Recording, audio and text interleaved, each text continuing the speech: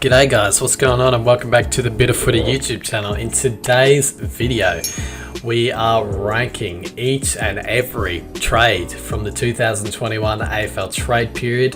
We're going to jump on a tier list and rank each of the trades. So if you enjoy this video, make sure to like and subscribe. And without further ado, let's get into it. Alright, so we have all the trades down below and we're going to rate them on winning trades, okay trades, pretty average trades, and shit trades. Here we go, we're kicking it off with Jake Kelly to the Bombers. This is going to be an okay trade. He's a decent player in the back line, Jake Kelly, and I feel like he's going to really help the Bombers out in that aspect in the back line. He's growing old a bit, but that's still alright. Even though the Bombers are sort of, a young side with a bit of pace behind him, but he's going to be that good set player in the back line, Jake Kelly, for them. Like him, Afl Trades will be a good set player in the back line for the Suns. The Suns have got a pretty decent back line. Obviously, they leak a lot of goals a game, but they've got some good names in the back line. But with Afl Trades, their back line should be, really set for future years to come. George Hewitt is another okay trade for me. He'll go well in the Blues midfield, who are going to be, building strong, because there's another trade there for them, which I think is an excellent trade, which is a definite winning trade. But George Hewitt, he's a pretty good player as well. He was a good player for the Swans. He picked up a few disposals in, most of the games that he played. So yeah, he's a definite good player, George Hewitt, and he'll fit well into the Blues midfield. So that's an okay trade. Moving on, we got Jordan Clark. This is a definite okay trade as well. I was thinking about putting in winning trade for a second, but it's okay in my opinion. He's a good pacey player, Jordan Clark, coming from the Cats.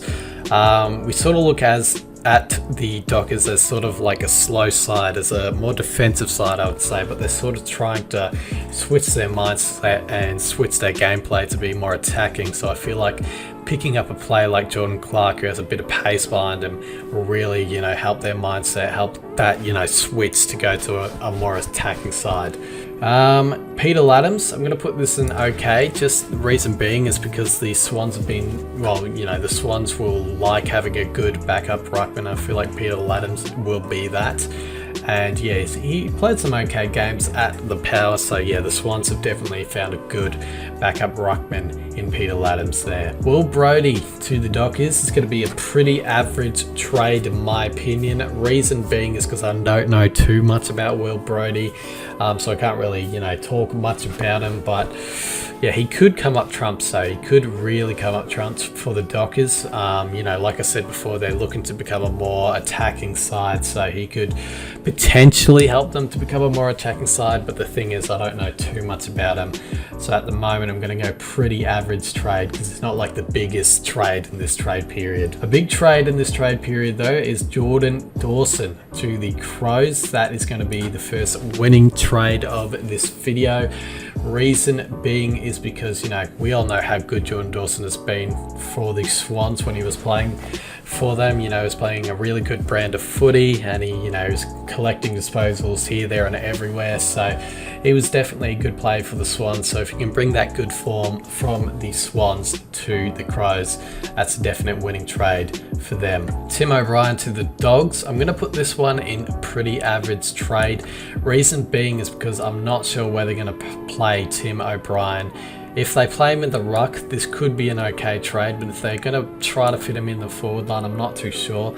Reason I'm saying that is because I feel like the Dogs forward line is pretty set, and it's going to be set for a few years with the likes of Norton, Bruce, Ugle-Hagan. He's definitely going to take a few years to come up big, but yeah, I feel like Tim O'Brien's a weird one, so I'm going to put that one in pretty average. Nathan Cougar to the Pies. I'm going to put this one in okay, not because I'm a Pies supporter. Reason is because the Pies have sort of been looking for a player a bit like Nathan Cougar. He looks a bit of a strong body. He's going to fit into the forward line, so that's definitely an okay trade. for my opinion. Finlayson to the Power is a winning trade in my opinion for them. Finlayson, he was a great goal kicker for the Giants, and now he's moving to the Power, who he's probably going to kick even more goals for, considering how decent their midfield is, the Power. So that's a definite winning trade for them, and it literally just came out of nowhere, this trade. It sort of shocked me when this trade happened, so that's a definite winning trade for them. It's a big loss for the Giants, who are starting to lose a bit of their forward line now, but you know, knowing the Giants, I'll probably still be good for the next few years. Luke Dunstan to the D's, that's going to be an okay trade in my opinion. He's an okay player, Luke Dunstan. He gets a few disposals. He's a bit of a hard nut. He likes to contest the ball as well, so he's going to fit into the D's really well, I reckon, with the likes of, you know, Oliver and Petrarca in there as well. So yeah, that's a definite okay trade in my opinion. Next we have Coleman Jones. Now this may be a shock, but I'm going to put this as a winning trade, and hear me out, it's a winning trade because on the other aspect of the trade that he was on, we have Robbie Tarrant to the Tigers, which I think is a shit trade. Winning trade for the Roos because they've got the younger player, and the younger player, he's got a bit of talent. You know, Coleman Jones is an alright player, and he's going to take a few years to build up to be an excellent player, obviously, but he's going to a side that's going to help him do that because they're already, you know, North Melbourne are a side who are looking to build up their players, so why not go to another club who is looking to build up their players who are in a rebuild stage? And Robbie Tarrant, I'm not sure about him going to Richmond. He's getting a bit old, he's a bit injury prone. I'm not sure how well he's going to fit into the Richmond side, so that is a shit trade in my opinion. Next we got Adam Chera. This is a definite winning trade for the Blues. It's the winning trade I was talking about before, I think, if I said it, but yeah, he's definite winning trade for them. He's a good young and upcoming you know, midfielder, and he's going to fit well with the likes of Walsh and Cripps behind him, and now the likes of Hewitt behind him as well. So yeah, he's definitely got into a winning trade in that aspect. Lewis Young to the Blues, I'm going to put as a pretty average trade, only because I, you know, haven't watched too much of Lewis Young, so I don't really know what he's about. But yeah, I'm just going to put that in a pretty average trade. It's not the biggest trade of this trade period, so that's a definite pretty average trade for me. Then we've got Sam Petrescu-Seaton. I'm going to put this as an okay trade. He's an alright player when he gets going, Sam Petrescu-Seaton, and I just feel like he needs to be at the right club. And you know, the West Coast Eagles have been playing finals consistently for a few years now, so he's definitely at a good club now. Wherever they play him, that's up to the West Coast Eagles, obviously not to me. So he could be good, he could be bad, but he is he's a definite good player. He played some good games for the Blues, so yeah, that's a definite okay trade in my opinion. Next we've got Lipinski to the Pies. That is a definite, it could be a winning trade, but I'm going to put it in okay in my opinion. Yeah, the Pies would love having another, you know, big-bodied midfielder in their group, and they found it in Lipinski. Didn't get too much minutes in the AFL side for the Dogs, which is fair enough though, because the Dogs have a great midfield side already, have a great full side already.